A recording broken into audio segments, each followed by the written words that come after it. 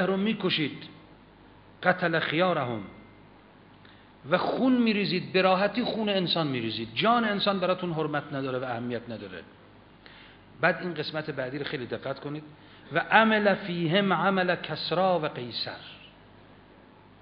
ما قیام کردیم برای اینکه شما میخواید به اسم اسلام مثل شاهان ایران و امپراتورهای روم حکومت کنید، شما میخواید به روش قیصر و کسری حکومت کنید، در حالی که قرار بود به روش حکومت محمدی باشه.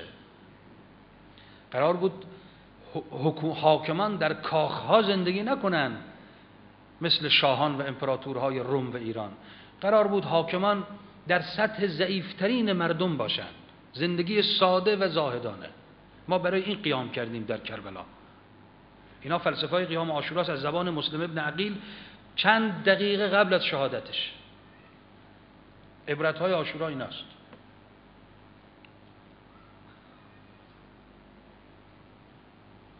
मुस्लिम जब ये बातें सुनते हैं तो फरमाते हैं कि हरगिज़ ऐसा नहीं है कि हमने आकर लोगों के दरमियान इख्तिलाफ पैदा किया हो। हम इसलिए नहीं उठे, लोगों ने हमें ख़त लिखा और उसमें यह कहा कि तुम लोगों ने हुकूमत में आने के बाद माशरे के सालेह तरीन और पाक तरीन लोगों का कत्ल किया है, तुम लोगों का खून बहाते हो, तुम्हारी अमली ज़िंदगी रूम और ईरान के कैसर व कसरा की ज़िंदगी की अक्कासी करती है, तुम गरीबों के दरमियान रहने की बजाय महलें तामीर करवाते हो और गरीबों की दौलत से फ़ायदा उठाते हो और वो खाते रहते हो, जबकि एक इस्लामी हुकूमत के हाकिम को मुहम्मदी तर्ज़ अमल अपनाकर गरीबों के दरमियान और पिसे हुए तबके के दरमियान रहना चाहिए। अब आप देखिए ये किस शख्सियत का जुमला है, एक ऐसी शख्सियत का जिसने अपनी मौत को अपनी आंखों के सामने देखा है और चंद मिनट बाद शहादत होने वाली है, लेकिन मौत को अपनी आंखों के सामने देखकर ये बातें इरशाद फरमाते हैं और फरमाते हैं कि हमने इसीलिए क़याम किया है कि तुम इस तरह की बुराइयों में मुब्तला हो चुके हो और हम उम्मत को इन बुराइयों से निजात दिलाना चाहते हैं। और यही आशूरा की इबरतें भी हैं और हमारे समझने के लिए अहम नुक्ते भी।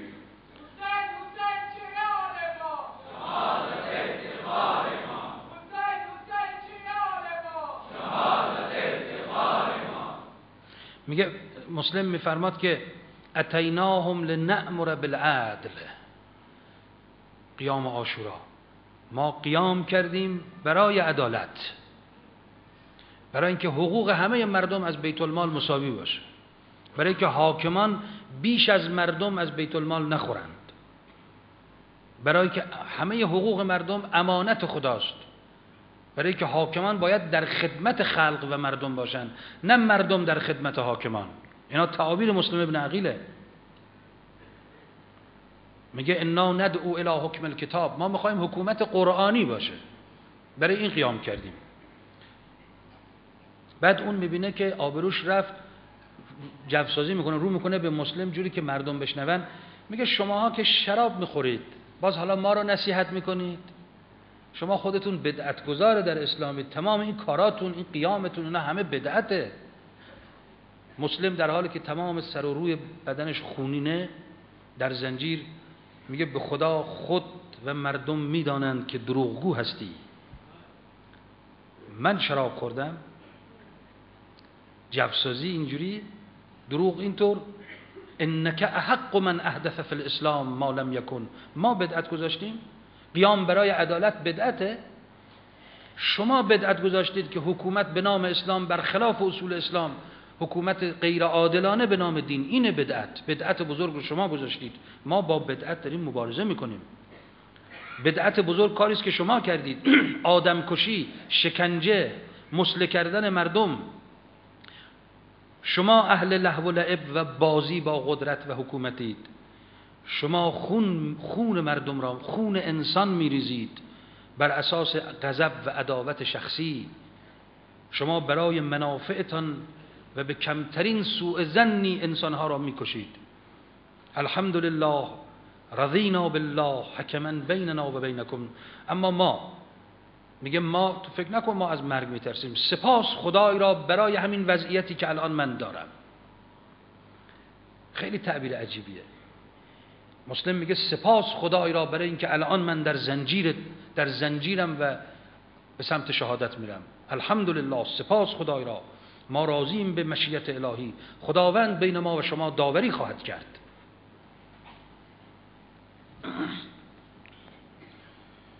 मुस्लिम यहाँ पर फरमाते हैं कि हम अदल के क़याम के लिए उठे हैं, अल्लाह के हुक्म को ज़िंदा करने के लिए उठे हैं, बैतुल माल की बराबर तकसीम के लिए उठे हैं, इसलिए उठे हैं कि हाकिम को ज़्यादा खाने से रोक सकें, इसलिए उठे हैं कि हाकिम को आम अवाम का खादिम बनाएं, हम उठे हैं इसलिए कि कुरानी हुकूमत कायम हो।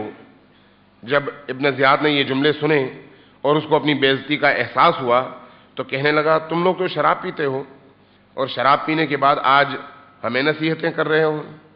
हज़रत मुस्लिम ने सर उठाया और फरमाया कि तुमने झूठ कहा, लोग भी जानते हैं कि शराबी कौन है, तुम लोग शराबी हो और तुम्हारे आबा भी शराबी थे।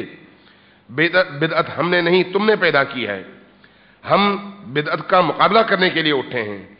तुम लोग बेगुनाह लोगों के कातिल हो, तुम लोग डाकू और गारतगर हो, तुमने इंसानी खून की हुर्मत ख़त्म कर दी है, तुम अपने दुनियावी और ज़ाती मफाद के लिए बेगुनाह इंसानों का खून बग़ैर किसी वजह के बहाते हो।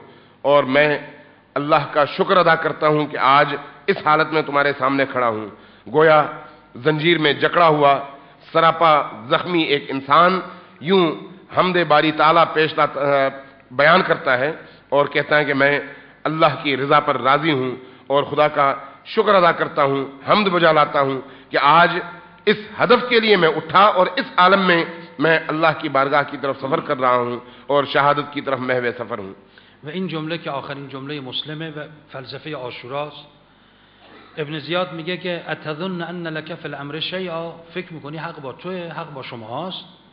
مسلم میگه که فکر نمیکنم، احتمال نمیدم، یقین دارم. والله ما هو الظن ولکنه الیقین. میگه فکر نمیکنیم، احتمال نمیدیم، یقین داریم، شکی نداریم که ما بر حقیم. و میگه من با افتخار کشته میشم، با لذت. این جمله های مسلم رو خواهش میکنم با دقت حفظ کنید. فلسفه عاشورا و شهادت اصحاب ابا عبدالله.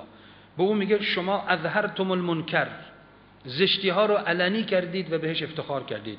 و دفنتم المعروف، ارزش ها رو، زیبایی ها رو، خیرات رو، کمالات رو دفن کردید.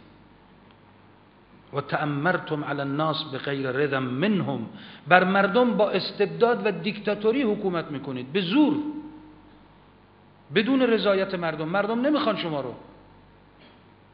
اما مسلم میگه بر مردم بدون رضایت مردم دارید حکومت میکنید، شما حق ندارید. و حملتموهم علی غیر ما امرکم الله به، برخلاف قانون خدا حکومت میکنید. و باز دوباره این تعبیر ببینید، مسلم دوباره تعبیر رو دم شهادتش گفته، و عملتم فیها به اعمال کسرا و قیصر، مثل شاهان و امپراتوری ها دارید حکومت میکنید، ما این حکومت رو قبول نداریم. من عذر میخوام، بحث بنده طول کشید، خیلی لطف کردید، بیش از 3 ساعت تحمل، 2 ساعت 3 ساعت تحمل کردید. من یک کاری کردم که دفعه بعد دیگه بنده رو دعوت نکنن به کراچی و یک باشه برای 30 سال آینده. امیدوارم که انشاءالله تونسته باشیم، چون من دیگه شما رو گیر نمیارم، خواستم از این جلسه کمال استفاده رو کرده باشم. شاید بعضی از روایات رو شاید قبلا نشنیده بودید، خواستم شما هم لذت ببرید از این روایات که ما ازش لذت بردیم و بدونیم که عاشورا بر اساس چه فلسفه‌ای شکل گرفت. البته دیر وقت شده، دلم می‌خواست اگه امکانش بود 1-2 دقیقه ذکر مصیبتی هم می‌کردن. اگر بکنن حاج آقا لطف بکنن ممنون میشیم. و السلام علیکم و رحمت الله.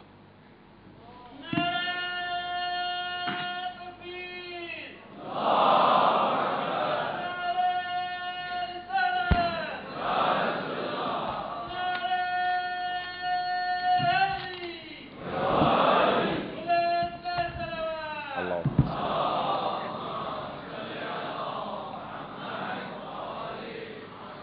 میں یہاں پر حضرت مسلم کا آخری جملہ نقل کرتا ہوں. آخری جملہ نقل کرتا ہوں.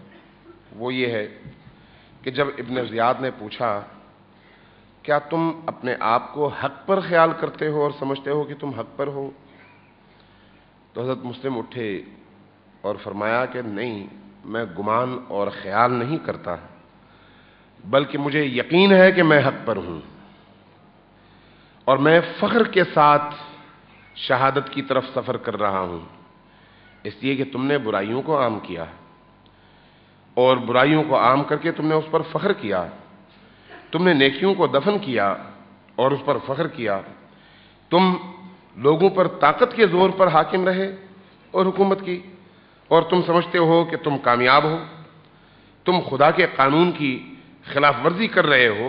پھر دوبارہ یہ جملہ اسی گفتگو میں فرمایا کہ تم نے قیصر و کسریٰ کی زندگی اپنائی ہے، تو جو اس طرح کی زندگی گزارنے کی کوشش کرے ہم اس کے مقابلے میں کھڑے ہوں گے. میں نے بڑی طویل گفتگو کی ہے، اس سے زیادہ آپ کا وقت نہیں لوں گا. اور فرمایا کہ اس حوالے سے چونکہ گفتگو کربلا کی ہے، گفتگو عاشورہ کی ہے، گفتگو شہادت کے اس سفر کی ہے، گفتگو اس سفر کی ہے جو عزتوں کا سفر ہے، سرفرازی کا سفر ہے، سر کٹانے کا سفر ہے. اور آج کے اس مجمع میں تمام لوگ اور تمام جوان وہ ہیں جو اسی جذبے کے حامل بھی ہیں، اسی قربانی کے لیے اپنے اندر جذبات بھی محسوس کرتے ہیں.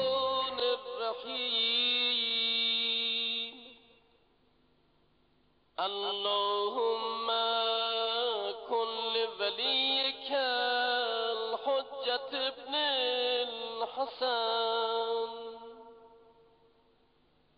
صلواتك عليه وعلى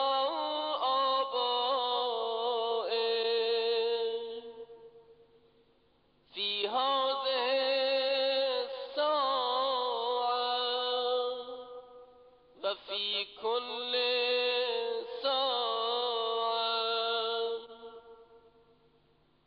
وليا وحافظا وقائدا وناصرا ودليلا وعينا حتى تسكنه أرضك طوعا وتمتعه